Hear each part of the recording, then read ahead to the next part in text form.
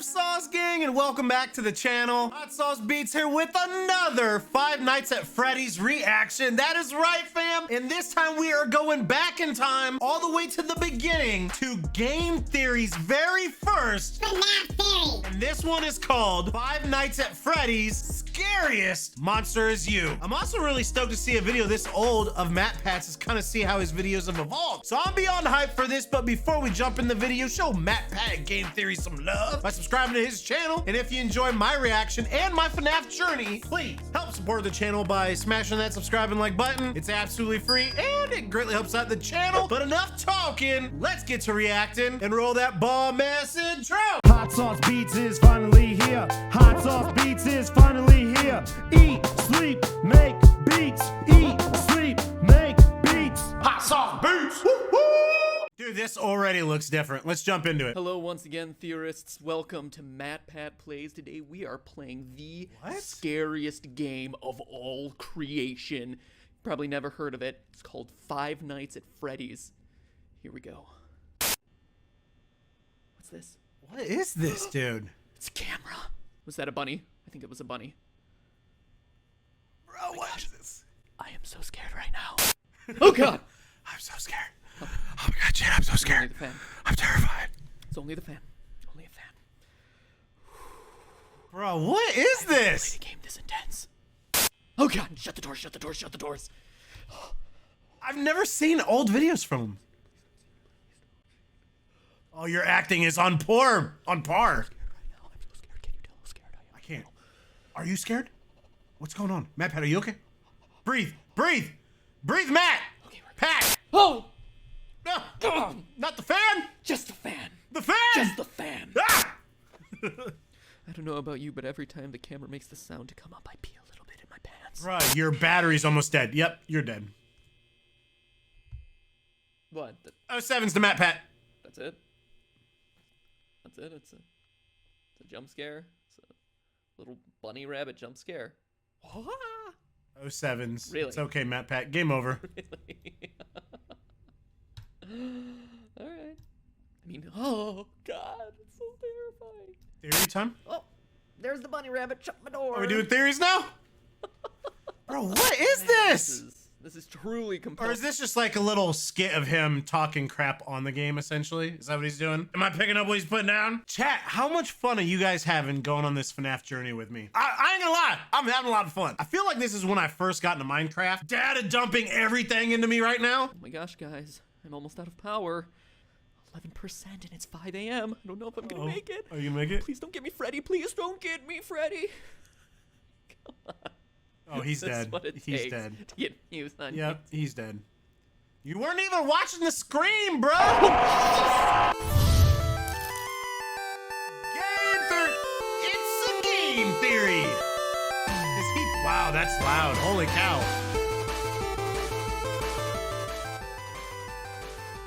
Well, his intro used to be different. Dude, this is 8 years old, fam.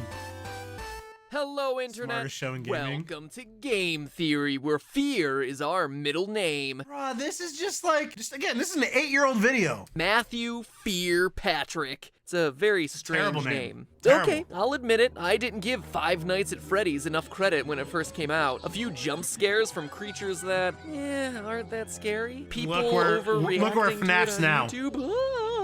Meh, pass. But then when I asked you about it, you showed overwhelming support for an episode on the game on Twitter, so I began to dig a little deeper. Little did he know this would become the biggest thing on his channel, dude. This is crazy.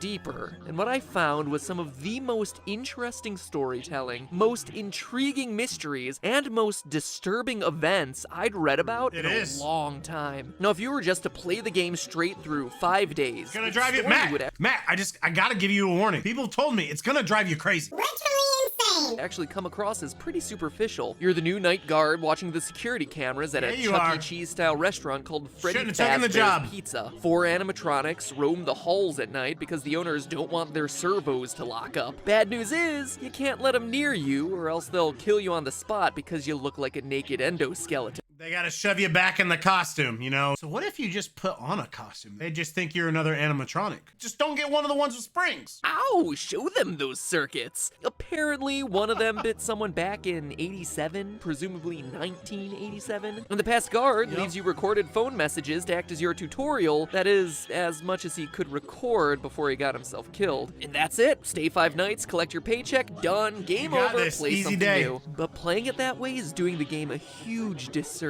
because that's not even scratching the surface. If you're really observant, you start to unravel the layers of unsolved mysteries around this place. You find that there's a 5th animatronic, that posters on the wall will change randomly, that news clippings appear and disappear, telling the dark secrets of this twisted place. Putting it all together, here's the rest of the story. So there's literally there's Easter eggs all over. And that's stuff that I'm really bad at, is paying attention and noticing stuff like that. I just get zoned out and just like, shiny object. Fazbear's Pizza, once a popular restaurant, fell into hard times when 5 children went missing there. When murders started happening to a back room by a man dressed in a character costume. Though a suspect was caught and convicted, the bodies of the children were never recovered. The pizzeria was also threatened with shutdown due to sanitation complaints, as foul odors started to come from the animatronics. You can't stuff animatronics with dead bodies. Rookie mistake.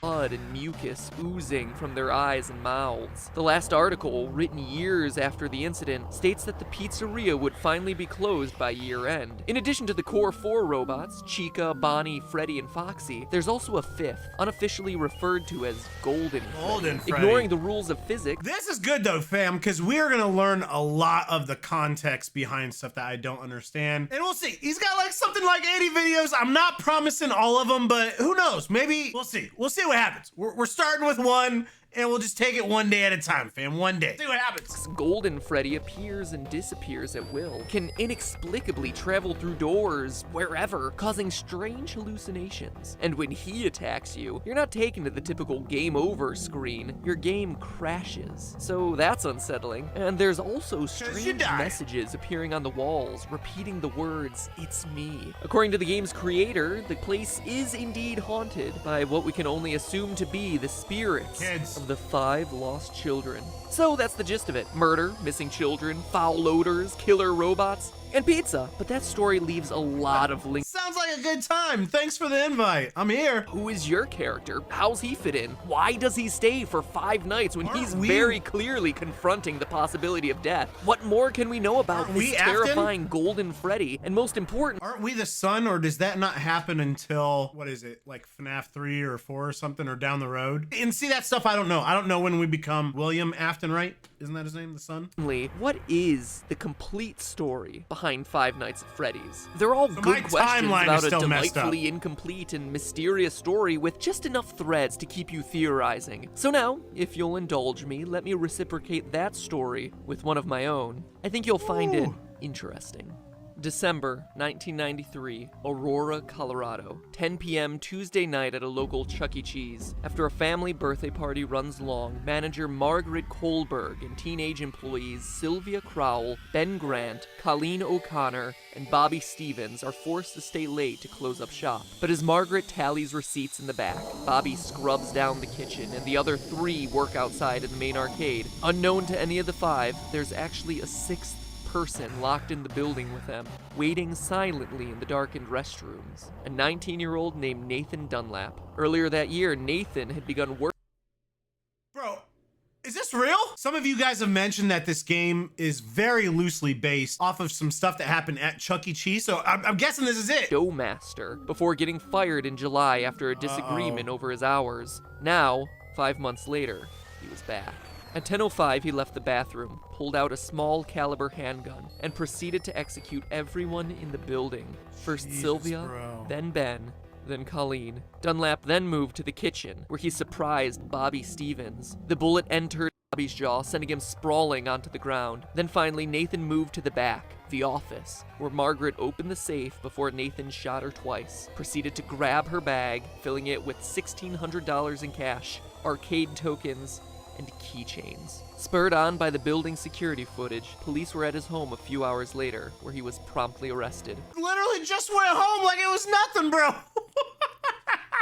just went home like it was nothing. He was tried and sentenced to death, but his story re-entered the news just recently as his punishment has been postponed, leading people to debate whether he's able to sleep soundly, knowing that his execution has been delayed. This is a tragic story, a disgusting waste of human life, and one that I won't joke about or make fun of in any way, but I want to address it because I have a strong suspicion that Fnaf this story is the it. one that inspired Five Nights at Freddy's. Let's look at the facts. First, I don't think that there's any doubt that Freddy's is a parody of Chuck E. Cheese. From the singing animatronics to the alliterative naming of the characters, the parallels are just obvious, so the setting is certainly the same. Next, what year does Five Nights... I grew up with Chuck E. Cheese being huge. I love Chuck E. Cheese. Yeah, there's so much stuff going on, like, I don't know, their pizza was made out of, like, cardboard or so, I don't know, but they did have a mac and cheese pizza. You put some pepperoni on that. Woo, that was the bomb. Yes, it was. Time is certainly kept vague, but there are clues that we can put together. For one, the Chuck E. Cheese franchise had a tremendous period of growth and success in the late 80s and early 90s, but started to decline along the same time as arcades, with at-home video game consoles taking center stage. So that's one clue, but we can get even more detailed, specifically with your character's paycheck.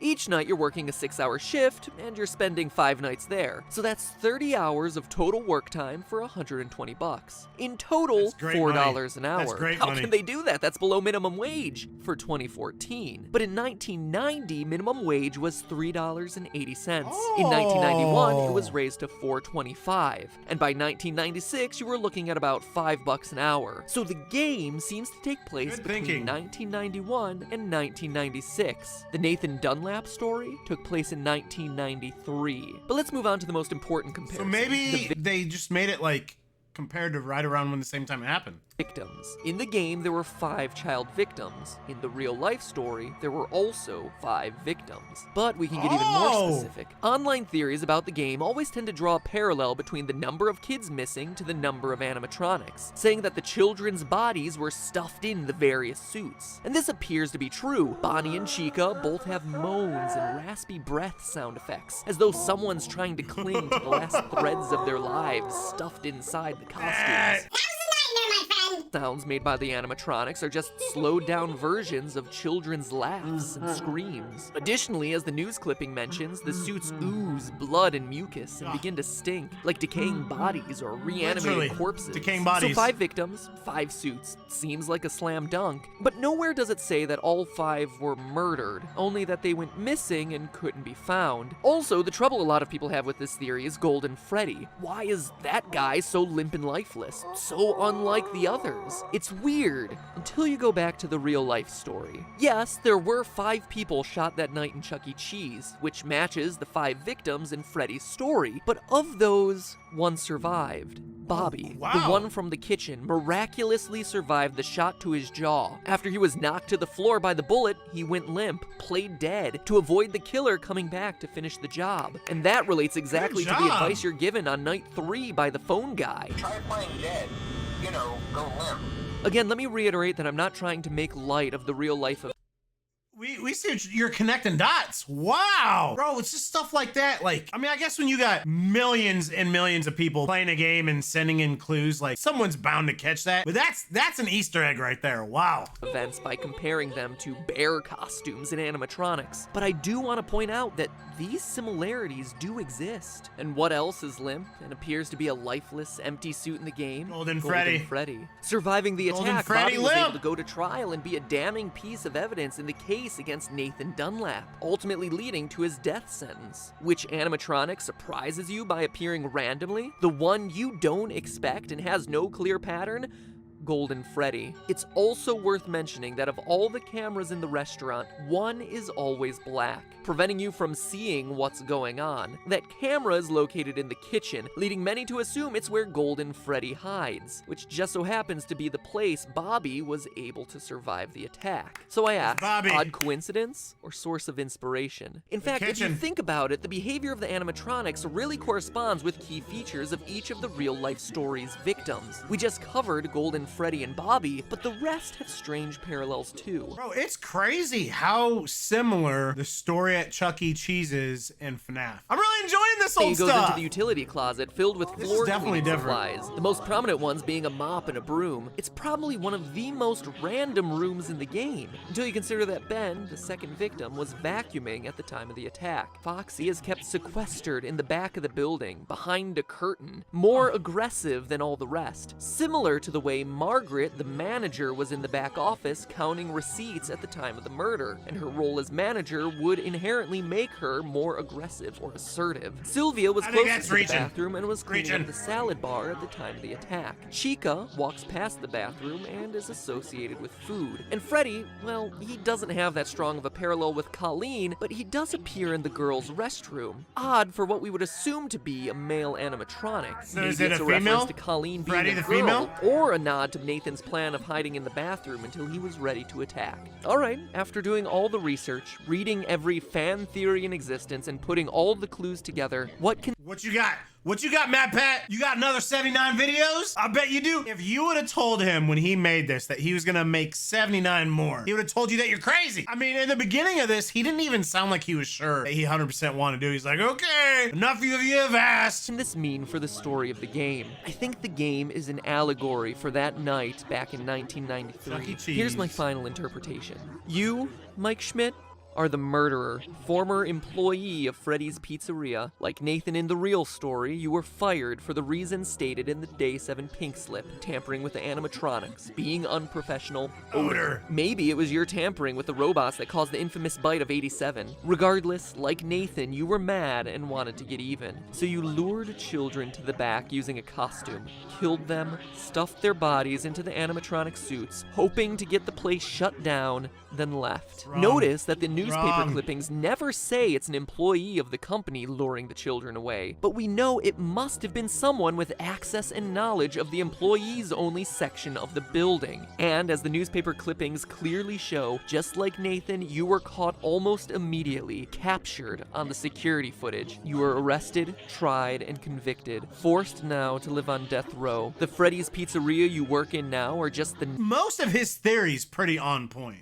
Just who's wrong? Nightmares that haunt you, taunting you every night with the phrase, "It's me. It's me. It is you. Jessica. You are the killer." The nightmare is also why everything is so surreal. Posters switching at random, heads on the animatronics glitching, Golden Freddy appearing and disappearing at will, taunting you as the one that got away. It's also why you're only at the pizzeria from midnight to 6 a.m. every night. It's a nightmare. It's in your sleep. It's a place you created, a restaurant long closed as evidenced by the spider webs, and overrun with It's interesting to hear his theory for this, knowing obviously where this goes. Really, really crazy hearing it. Angry spirits out for revenge on you, and you alone as the one who took their lives, as evidenced by them completely ignoring the naked endoskeleton elsewhere in the building. It's also a place you can't escape from, why you find yourself back there night after night, even after you complete your 5 nights. See you back next week, the ending text goes. You're unable to leave this terror, the threat of death, the guilt, because it never ends. And in a delightfully ironic twist, your personal hell forces you to supervise the exact same security footage that led to your capture in the first place. But hey, that's just a theory. A game theory! Yes! Sweet dreams. Let's go! Oh, bro, this is cool. It's spoopy! So, yeah. It's a game theory! Well, there we have it, Sauce Gang. That is the very beginning of FNAF. Well, I should say that's the beginning of Game Theory's journey into FNAF. And for me, the part that really stuck out was just hearing his initial theory on it, thinking it's a dream and that the dad wasn't even a thought yet because no one even knew some of the characters yet until later on in other games. So this was really cool. And just to see how much Matt Pat's editing has changed, or even, let's say, advancement in technology happened, because his editing now is night night and day different. And even 8 years ago though, this was super entertaining, well thought. I really enjoyed this. And I think we definitely got to peep out more. Again, I don't know if we're gonna do all 80, but maybe we will. Maybe we'll try. We'll see what happens. 'Cause I'm really enjoying this rabbit hole that we're going down of FNAF. And I hope you guys are enjoying it too. And if you are, please help support the channel by smashing that subscribe and like button. It's absolutely free and it greatly helps out the channel. Happy Veterans Day. Have an amazing weekend. And remember, it's eat, sleep, and make beats. And as usual, be kind to one another. And that's all I got. Boom. I'm out. Got nothing but love for the Sauce Gang. Peace. Hot sauce beats. Woo, woo.